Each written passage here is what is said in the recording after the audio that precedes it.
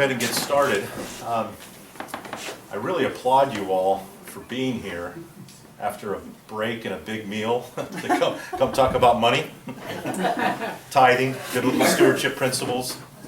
But we're so glad you're here. I'll just take a moment and introduce myself. Hi, Justin. Oh, you got somebody else behind you there. Oh, they keep pouring in.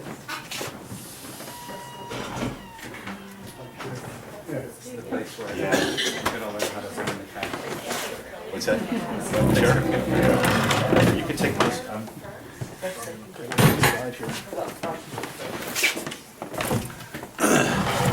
That's the iPad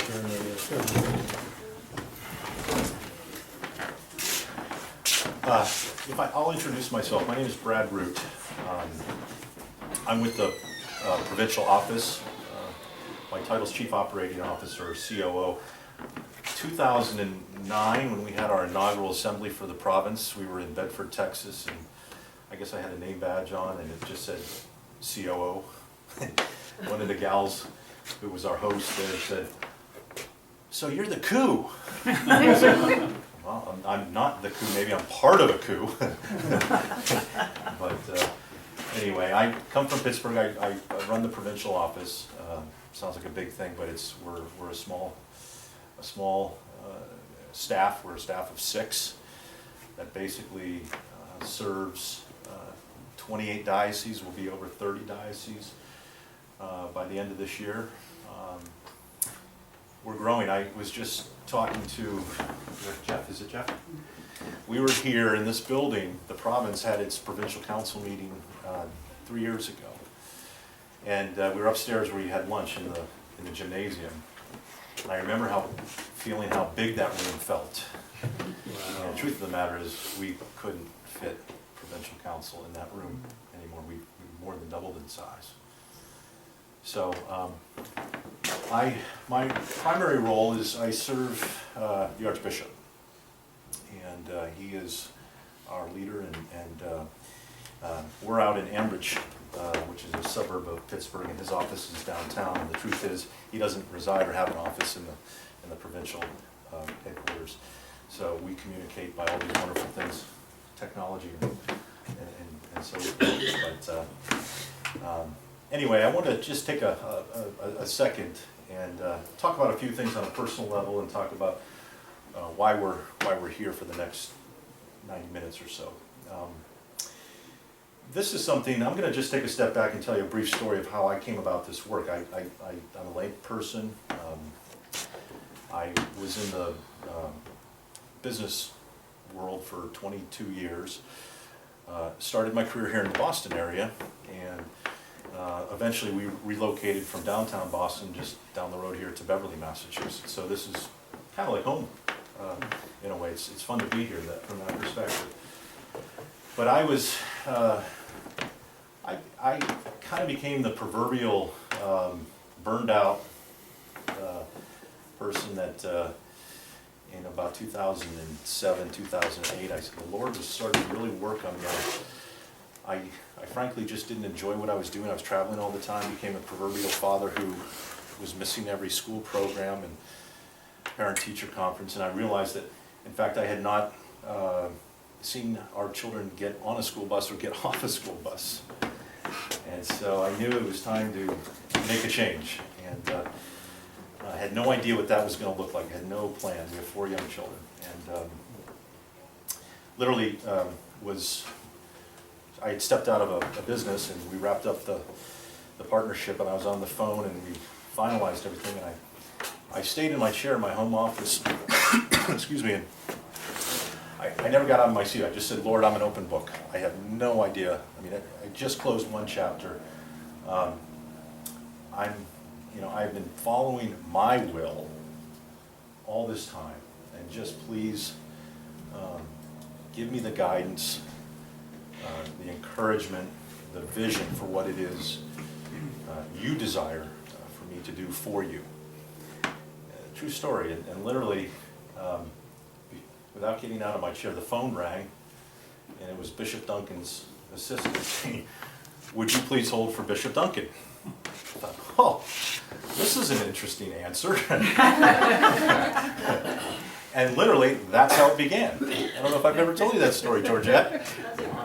But he said, listen, we were working together on a few things. I was on the board of trustees for the Anglican Relief and Development Fund, so we got to know one another. And he said, listen, there's a very good chance this thing, if you will, this province is going to happen. This was March of 2008. And I need to set up an office. Would you help for a year? We need to raise some money. We need to put a structure and some systems in place. And would you think about doing that and serving for a year's time? Well, that was 5 years ago. So he's finishing up this June. God bless him.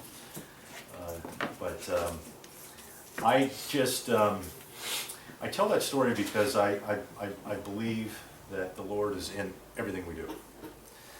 And I think we have to, and I've learned, you have to just surrender yourself to that understanding. My primary responsibility for the province, I do a lot of things operationally and so forth, but my number one task is to make sure that we stay solvent. And make sure that we meet our budget. He shared, I think, publicly this morning, our budget is about $1.7 million to support 28 dioceses, an archbishop's office, 7 major task force and committees, including Anglican 1000, which is the signature program of the church. Yes, we have administrative overhead and so forth, but just unpack that a little bit.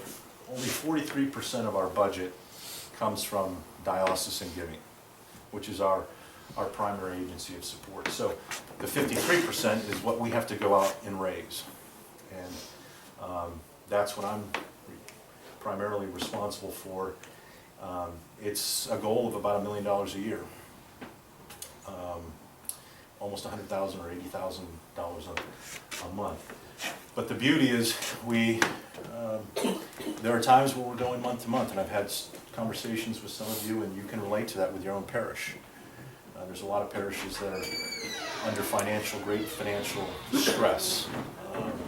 Many have walked away from buildings. Hello, gentlemen. Can you find a seat okay?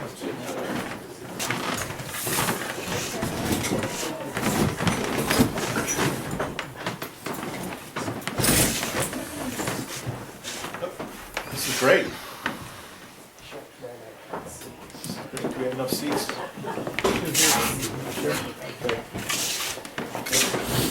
But anyway, from the day that the province was founded, we have been solvent. We've paid every bill. We have no debt. It's my intention to stay that way, and I believe that we are that way because we've been faithful. How many, just out of curiosity, know or understand what the revenue model is of the province? Do you want to explain it? I can try. Yes. The goal is to have the people give 10% to their local church, the church gives 10% to the diocese, and the diocese gives 10% to the province. That's precisely correct. In simple terms, we refer to that as the 10-10-10 model. And it was the revenue model that was decided upon by the founders, if you will, the early leaders of this church, of the Anglican Church. They decided that they were going to make biblical stewardship principles be the revenue model of the church rather than an assessment-based system where most of us came from. And, a couple of things. It's voluntary to some extent. You can choose to give. Individuals can choose to give or not. Parishes can choose to give to that 10% or more to their diocese or not. There's no penalty, if you will, if you don't. And the last level is the diocese support the province. But it's really, truly remarkable when you think about the number of people who've lost buildings and had to raise money for litigation and so forth that are doing it. And when it is optional and the church has to rely on that tithe for their revenue support, it therefore puts the conversation in the pulpit. Hopefully in most cases, because that's their revenue. Most churches have gone from a level of support of 18 to 20%, or dioceses have, down to 10%. So it's been a significant reduction. I want to tell just one last quick story, to be very frank and honest. I didn't understand tithing until about 6 or 7 years ago. I didn't understand the principle. I didn't understand the biblical nature of it. And you can probably make the connection that I didn't understand one of the most important principles in the Bible. Until my 9-year-old son came to me one day with a bag of coins and a few dollar bills, and he had just had a lemonade stand, and he gave me what was a total of $1.90, I think. I said, what is this? And he said, well, this is my tithe. I said, "Your what?" He said, this is my tithe. I finally made the connection. I said, okay, tithe. He said, this is 10%, right? And I said, well, how much lemonade did you sell? He said, $19. I said, that's exactly right. I said, where did you learn this? And he talked about how he learned it in church. And I asked him why he felt that was important. And I think almost verbatim, his answer was, it's important, Dad, because it does two things. It helps people who need things, and it also gives them an opportunity to say, thank you, Lord. Wow. And I thought,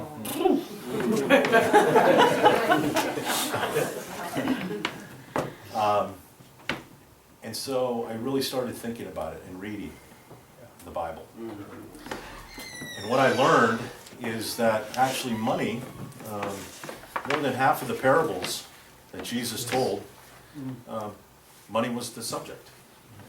1 out of 7 verses in the New Testament, money is the topic. There are some 500 verses in the Bible about prayer. There's less than 500 about faith, but there's more than 2,000 in reference to money. So you can see that it's a pretty important topic, and one that most of us are, not you all because you're here, but generally uncomfortable talking about. But I've come to believe that God owns everything. We're stewards while we're here. I've had wonderful conversations with a couple folks here and a couple of folks over the weekend about how tithing changed their life. And they said, okay, we started out at 2%. That's a start. That's a start. And then we went to 5%. And we were feeling the joy the Lord was providing. Then we went to 7%. And we said, okay, if we get to 7%, we can get to that 10%. And they got to 10%, and they said, okay, we still have this abundance. We still have the ability. There's still something always left over at the end of the month. And so we pushed beyond that. And that is what the Archbishop was talking about today. We start at 10%. That's the minimal level of giving at all levels of the church. And I think the ultimate goal is to get to that point of sacrificial giving, where it's giving out of your substance, not out of your abundance. And what a joy, what a joy. If you all have experienced that, I think that's one of the greatest gifts. God loves a cheerful giver. So you saw my name attached to this workshop. I'm only smart enough to know that there are a lot of people that do a lot of things a lot better than me. And that's why I've actually asked a colleague now, Ron Haas, to join us for this workshop. Ron is what I would describe to be one of the true professionals in fundraising and donor development and teaching of biblical stewardship principles. I realized that when Ron was with us this summer for one of our leadership meetings with the bishops and the executive committee, and they heard a presentation on stewardship for the first time. And these are our leaders of the church, and every single one of them said it was the best discussion and presentation on stewardship. Ron is with a group called the Timothy Group out of Grand Rapids, Michigan. He's been working with the province for 5-6 months at this point. He's been my coach and my mentor in this regard, and so I think you all would be better served if I just took a pause and introduced Ron and let him tell the great story. Thanks, Brad. All right. Thank you very much. After hearing Brad's story about his son, I think he ought to give the workshop. I think it'd be Brad's son, that is. So here is now the danger of handing out notes is that you're just not gonna pay attention to what I say because you're gonna want to read the notes. But I have pictures, so it will be okay. I think you'll pay attention to what I have. I hope so. I really appreciate the opportunity to be here today. I'm really excited about talking about stewardship principles and the various roles that you have, maybe in your parish, trying to encourage others to experience the joy of giving. And I've been studying through 2 Corinthians 8 and 9 for several years now, trying to develop it and understand it and try to put it into some thoughts that we can express together. So I want to share these ideas with you today, and I think it'll encourage you. There's lots of discussion points that we can have. But the interesting thing about 2 Corinthians 8 and 9 is that Paul is writing to the church in Corinth, a very wealthy church. And he starts out and he says, I want to tell you guys what God is doing in the churches in Macedonia, very poor churches. And he says, I want to tell you about the grace of God that he gave to them.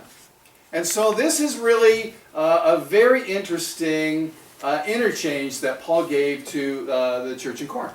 In fact, as you go through this, I think you're going to find some very fascinating things. I just saw a couple days ago that there is, and I should have included it in my presentation, but I didn't, I apologize. There's research, Barna has done research, that people who are in the lowest percentile of income give like 4.4% of their income to charity. People in the highest percentile of income give 2.2%. Yeah, well maybe they're giving hundreds of thousands of dollars, but it's still 2.2% of what they give. And so it's fascinating to me that people who don't have a lot give a lot, and people who have a lot don't tend to give a lot. Isn't that crazy? But that's kind of how we're wired. So it's the same now as it was in Paul's day, because the Corinth church was incredibly wealthy, and they were not as generous as Paul wanted them to be. So Paul wrote these two chapters to spur them on, and he gave an example of the Macedonian church. And you remember who would have been in Macedonia? Well, it would have been the Philippian church. Remember, the Philippian church, it says they gave time and time again to Paul. And just incredible. So let me share 6 points that are on your notes, but these are things that I've kind of emerged from the text for me. So the first one is, Paul he tells them to give beyond their ability. He said that's what the Macedonian church did. So we're going to explore that a little bit. Then he said, I want you to excel in the grace of giving. So that has some rich thoughts there too. The third one is interesting, become poor. There's a principle there about the example of Christ. He was rich, but he became poor.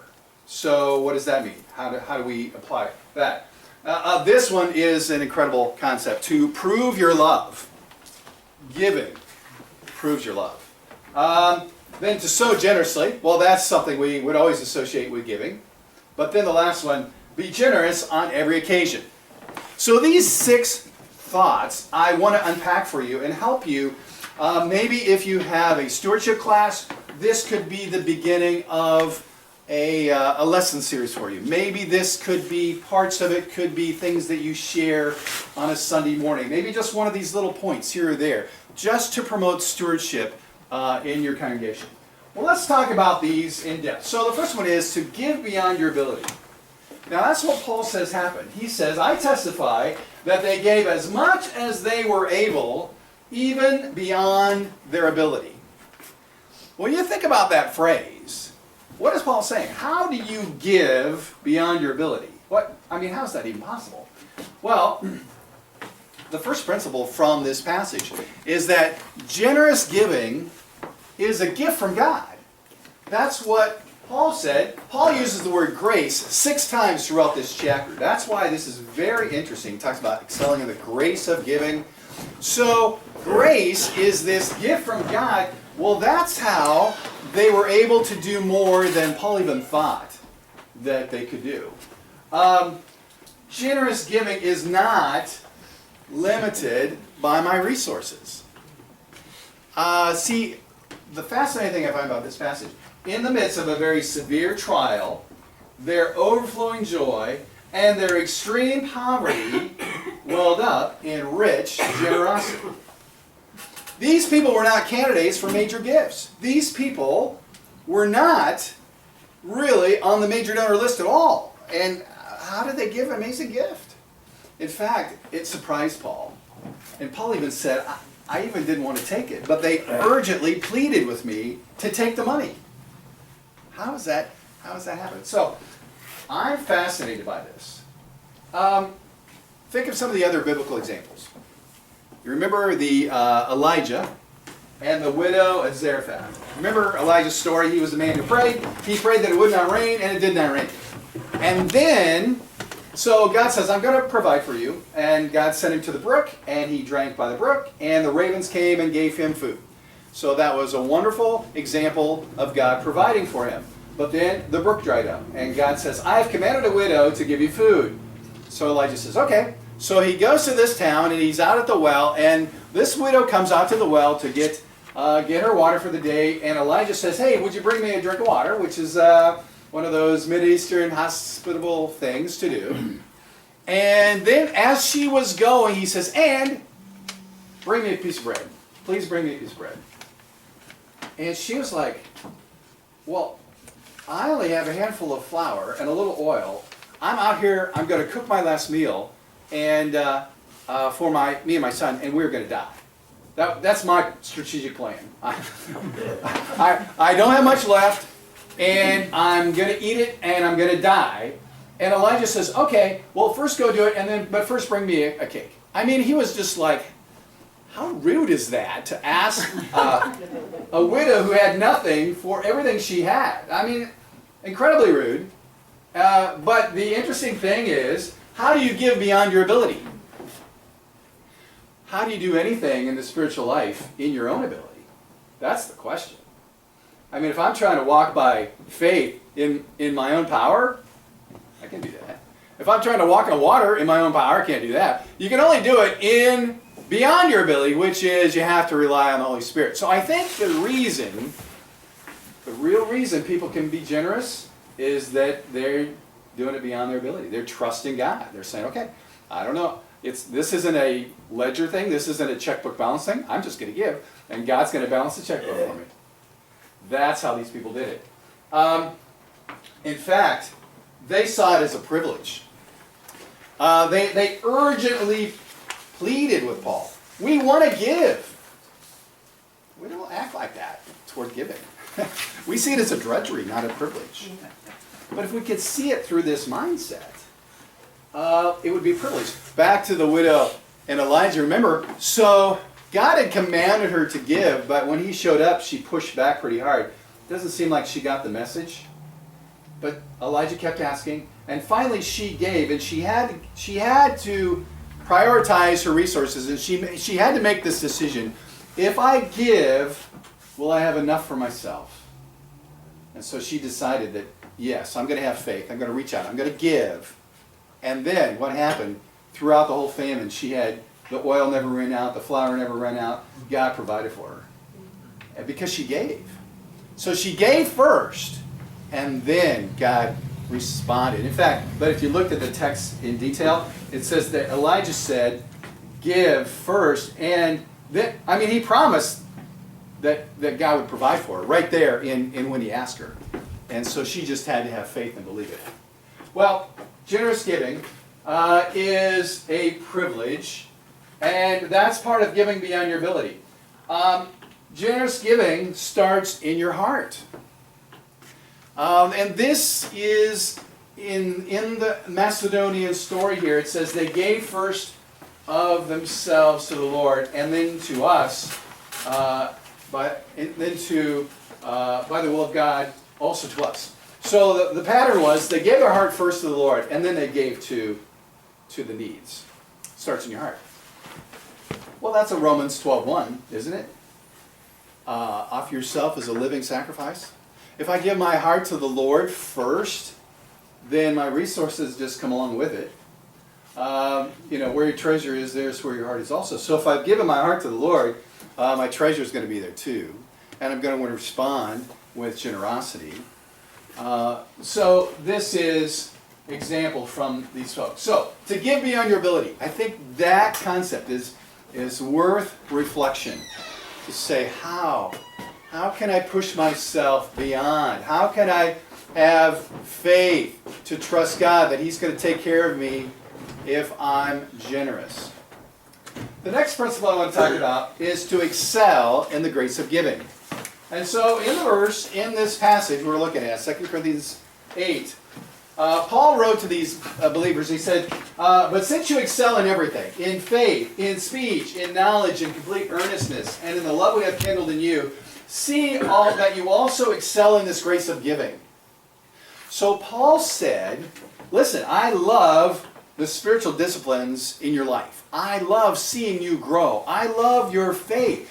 And we do too. I mean, when you think about your congregation, don't you just love to see new believers grow in faith? You love to see that. You love to see them grow in speech and in knowledge. We're really big on that, aren't we? We love to see them grow in knowledge. Oh, you got to know those Bible verses. Earnestness, love. We want them to grow in all that stuff. Did we ever talk about growing in the grace of giving? Doesn't really seem to be high. It's not as high as those other things in our mind. When we think of spiritual maturity and spiritual discipline, we say, well, we want you to get knowledge, we want you to have love, we want you to be, we want you to give. That's not really on our to-do list, but it ought to be. It was to Paul. And he challenged him. I want you to excel. So, how are you doing? Are you kind of poor, kind of average, kind of good, kind of very good, or pushed to the excel? Generous giving demonstrates spiritual maturity. If I'm going to have faith and speech and knowledge and earnestness and love, giving is one of those aspects that ought to follow right there with it. So that's where we need to challenge people to consider that. The other thing that's interesting in this passage of 2 Corinthians 8:9 is that generous giving is best expressed in community. And this is an interesting concept, but Paul is saying, listen, at the present time, your plenty will supply what they need, so in turn, their plenty will supply what you need. And so he's talking about the Christian community and brothers and sisters in Christ, that we're all part of the body of Christ, and so as I give, I'm helping meet needs in places, and someday I'm going to have a need, and somebody else is going to be able to help me. And so it's this interdependence we have on one another. And so this is in the context of generous giving. And he also quotes the example from getting manna from heaven. And interesting concept that in the wilderness, as God provided for them, the manna, the rules, they were supposed to go out and gather, and you couldn't you couldn't hoard it up because it would all putrefy on you, and so you couldn't hoard it up. The only day you could take double was the day before the Sabbath, so you wouldn't have to go out and work on the Sabbath. Well, also the principle was if you gathered, he who had much didn't have too much, and he who had little didn't have too little. It was like God gave you exactly what you needed for your needs. And really that's the principle here too, is that I have everything I need, so I can give it away because God's going to give me everything I need, so I can keep giving it away because I'm not trusting in my own ability to make wealth or have all this stuff. I'm just trusting. I'm a channel of what God's blessing. I'm trying to be a blessing to somebody else. generous giving demands excellence, not mediocrity. I think there is, giving requires a plan and then the discipline to follow through. It's not just come Sunday morning and, oh yeah, here comes the offering plate. I better see what I got in my wallet, and oh, there's a 20, that's great, that's what I'll do this week. It is a plan.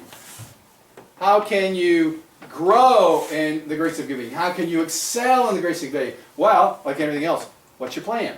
So here's a first step to giving paradigm to help people think about giving. So questions you should ask yourself. Why am I giving?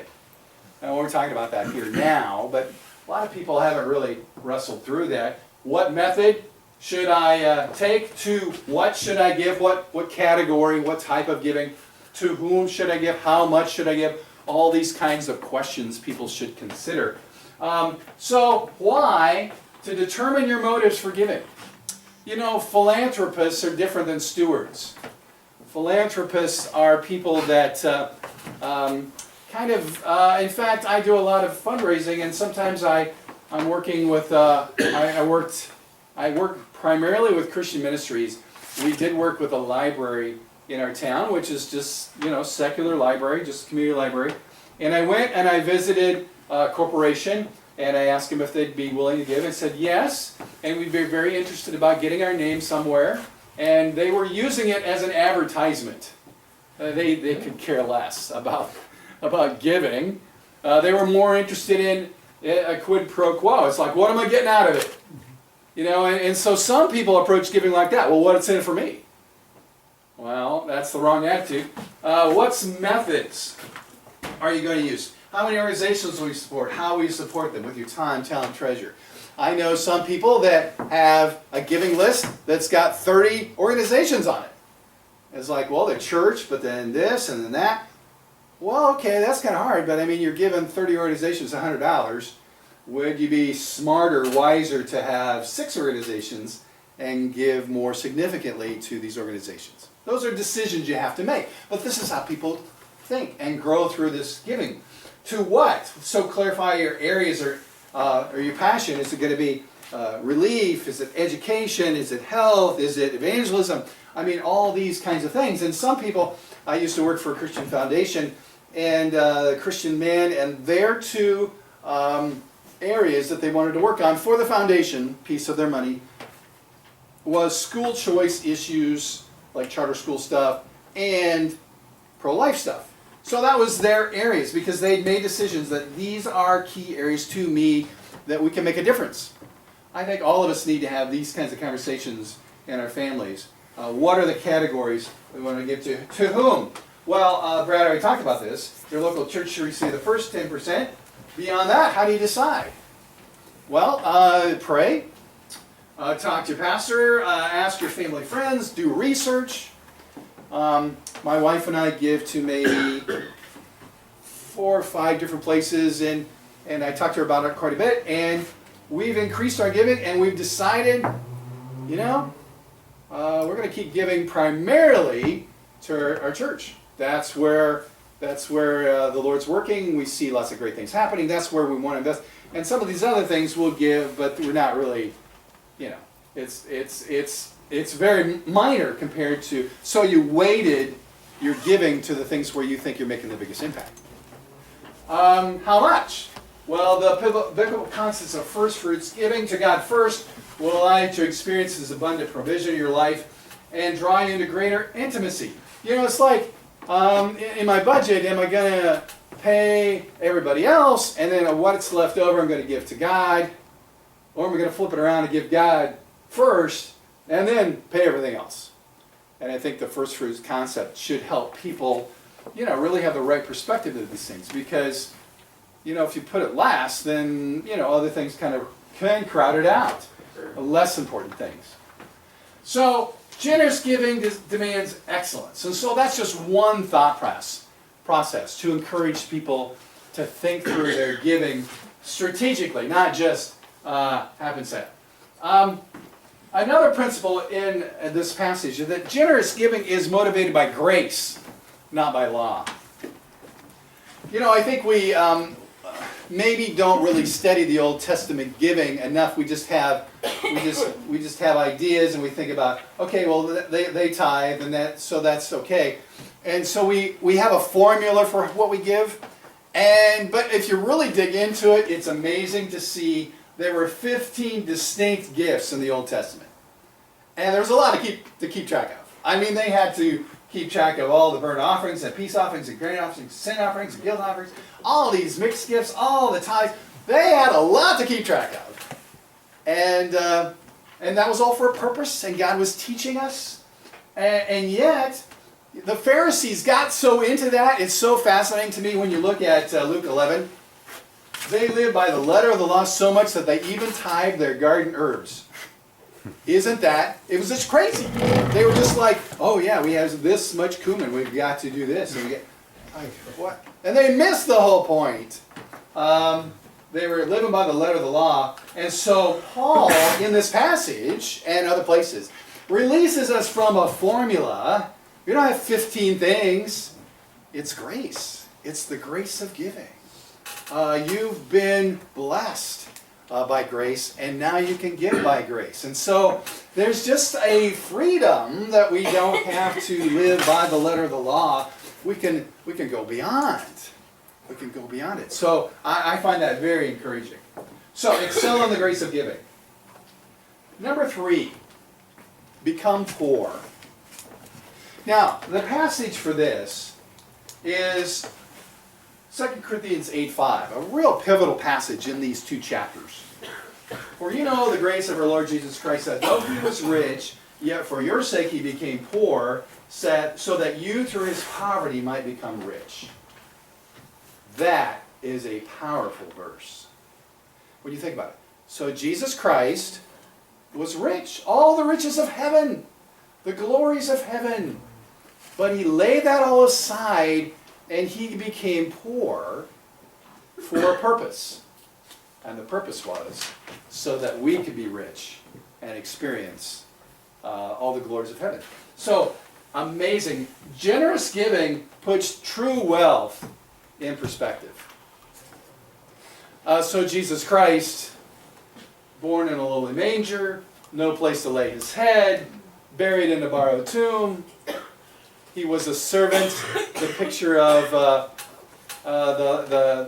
the Last Supper and him washing the disciples' feet. He humbled himself as a servant. And he became poor. He became poor so that we could be rich. I think that's an interesting concept that we need to encourage people to consider. So, you know this verse, Mark 4:19. Jesus spoke about the deceitfulness of wealth and the desires for other things. They come in and they choke the word, making it unfruitful. The parable of the 4 types of soil and the 4 types of hearts. And one of those things that creeps into people's hearts is the deceitfulness of wealth.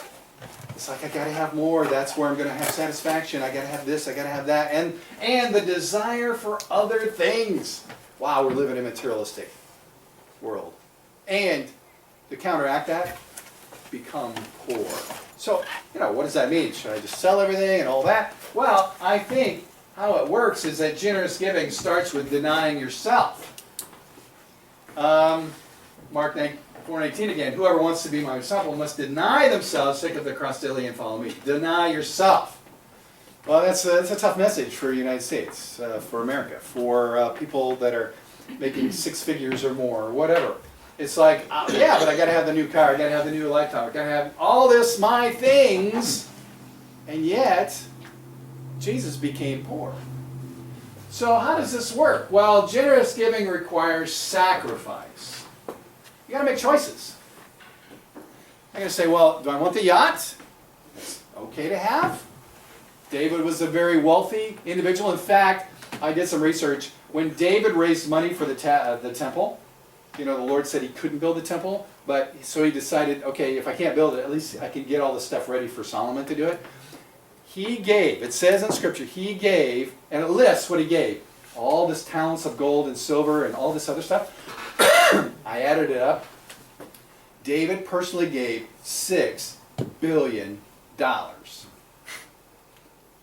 He gave incredibly generously. And then he went to the elders and he says, okay, I want you guys to give. They collectively gave $8 billion in gold. It's fascinating. I will not, but when all that started, remember, he had the plague, and God says, I want you to buy this property. I want you to sacrifice to me. Well, it was the Temple Mount that he eventually bought, that piece of property. He went to Aruna, and Aruna says, well, hey, David, just take it. You take this gift and offer it to the Lord. And David made this comment, I will not sacrifice to the Lord my God burnt offerings that cost me nothing.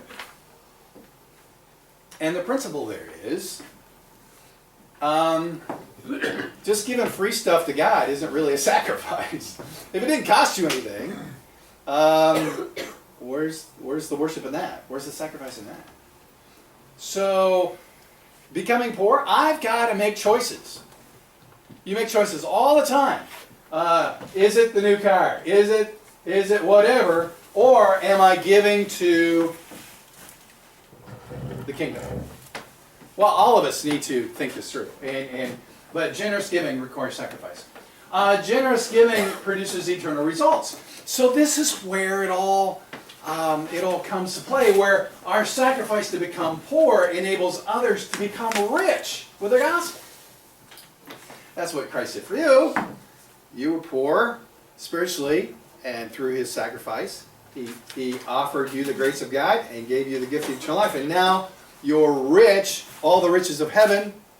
And the same thing happens for us when we give. We help share, spread the gospel. Others trust Christ, and they become rich as well. Become poor. The next principle in these two chapters that I want to unpack for you is this concept of prove your love. Well, it's kind of interesting. Paul said to the Corinthian believers, I want to test the sincerity of your love by comparing it with the earnestness of others. Now, doesn't that feel a little, aren't you just a little uneasy with that? I mean, but Paul is writing these people, says, I want to test you. I want to test the sincerity of your love. Prove it to me. And you're going to prove it by your generosity. That is pretty amazing stuff, really, when you think about that. But Paul says generous giving is a mark. And we see it in other places. Remember the parable of the two debtors. When Jesus went to supper at Simon's house, he was a very wealthy person. And the sinful woman came. And she came and she wiped Jesus' feet with her hair. And she anointed him with oil. And she gave him perfume. And Jesus gave the parable. He says, so Simon, there are two debtors. One owned a lot of money. And one owned a little bit of money. And they went to their master. The master forgave them both. And Jesus said, which one of them loves that master more? And Simon says, well, the person that was forgiven the most loves them. Right? Loves him the most. The one that was forgiven the most loves the most. And Jesus said, that's right. And so I came into your house. You didn't wash my feet. You didn't anoint my head. You didn't express your love to me at all. But this woman came in and she expressed her love by her actions. Prove your love. So Jesus gave us that example. She was sincere, Simon wasn't. And it was all about her actions and her generosity. Generous giving requires actions, not just good intentions. Yeah, that's right. There's a verse I love. It's in Proverbs. It says, like clouds and wind without rain is one who boasts of gifts never given. Oh yeah, I'm going to give. I'll give to that. Yes, you can count on me. I'll give. And they never give. It's like, whoa. Looks like it's going to rain, never rain. That's disappointing. And some people are like that. They boast about it, but they never follow through. It's not just about good intentions. You got to do it. Write the check. And that's what Paul is saying to the Corinthian believers. See, what had happened was he went to them and he told them about what was going on in Jerusalem. There was poverty and they were in need. And Paul asked the Corinthians if they would give. And they said, yeah, we'll give. And they gave a gift and they promised more. But they never followed through. They never sent the check. And so that's why Paul wrote these 2 chapters. He's calling them to kick them in the pants and say, come on, you said you'd give, but you're not giving yet. Generous giving requires actions, not good intentions. Dear children, let us not love with words or speech, but with actions and in truth. Actions speak louder. And so giving is this, it's this action that we're looking for in people's lives. Generous givers should be held accountable. Even in this whole concept, Paul wrote this. If you look at this passage, there's, I think, 3 times at least, he says, show these men the proof of your love. I'm sending the brothers in order that are boasting about you in this matter should not prove hollow. And another place he said, you've proved your love. So, you got to prove it. Prove it by giving. Generous giving, another concept, it makes your faith tangible. It's not just theory. It's not just words. It's real. So, you know this passage from James. Suppose a brother or sister is without clothes and daily food. If one of you says, go in peace, keep warm and well fed, but does nothing about their physical needs, what good is it? And James is saying, no, you gotta have actions and works. You just can't have ideas. So that's where we need to prove your love. Number 5, sow generously. So this is the concept, when you think about giving, this is probably one of those ones that just automatically, it's found several places, and you would default to this one. Generous givers, the principle that I want to share, you can never outgive God. You've experienced that. We see that in the life of Elijah and the widow. We see that so many places. But 2 Corinthians 9:6 is, we're in this passage, and this is what it says. Whoever sows sparingly will also reap sparingly. Whoever sows generously will also reap generously. So this concept of, if you give, God will give it back, and He'll take care of you, and He'll do it in the same way. In fact, I love this passage in Luke. It says, give and it will be given to you, a good measure pressed down, shaken together, running over, be poured into your lap. For with the measure you use, it will be measured to you. Now, prosperity gospel preachers, they really get off on this, and they take it to the wrong place.